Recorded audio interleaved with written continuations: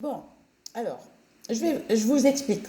La personne qui m'a porté malheur, c'est que ce travail, le monsieur qui devait m'embaucher chez lui, dans son terrain, sur son terrain, il y a une petite maison construite, pas sa villa. Il habite dans une villa et à quelques mètres, il y a une petite maisonnette top.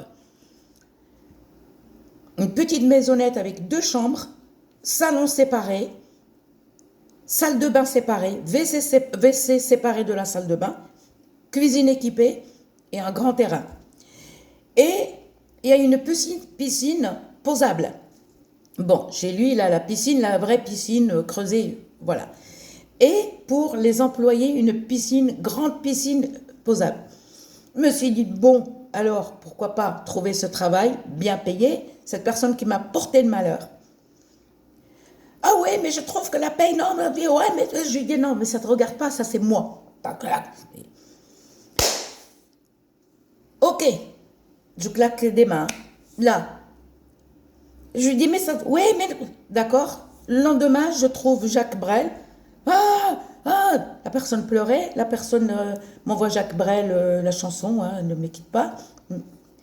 Et quelques jours après, le monsieur, il m'appelle, il me dit non.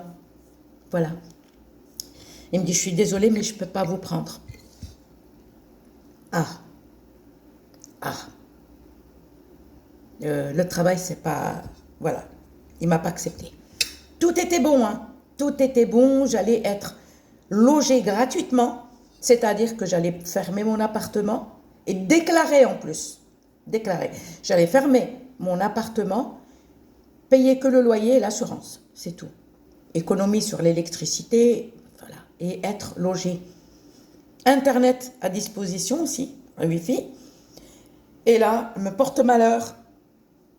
Et quelques jours après, le boulot, boum.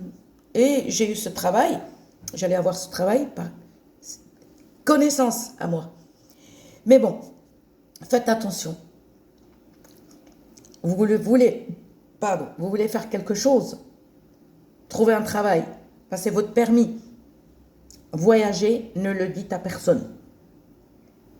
Ne le dites à personne, s'il vous plaît. C'est ça le mauvais œil. C'est ça le malheur.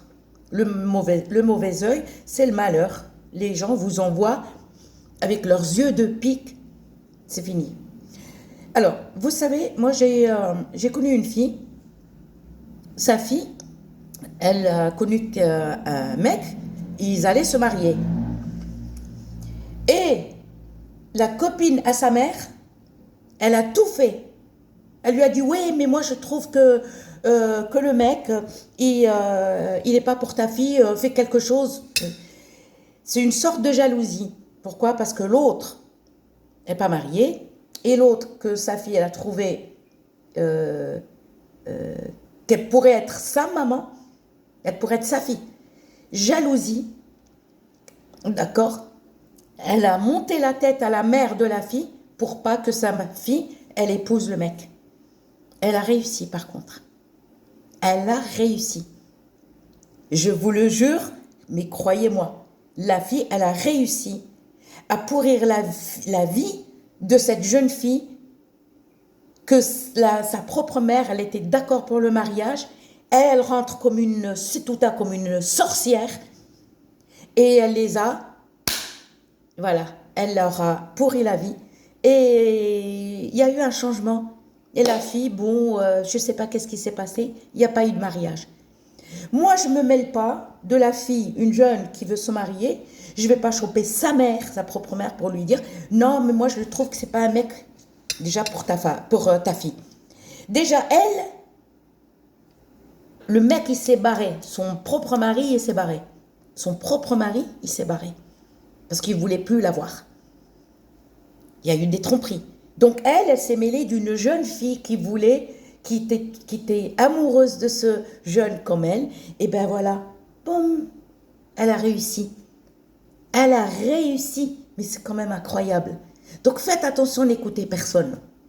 Écoutez votre conscience et votre cœur. C'est tout. Votre conscience.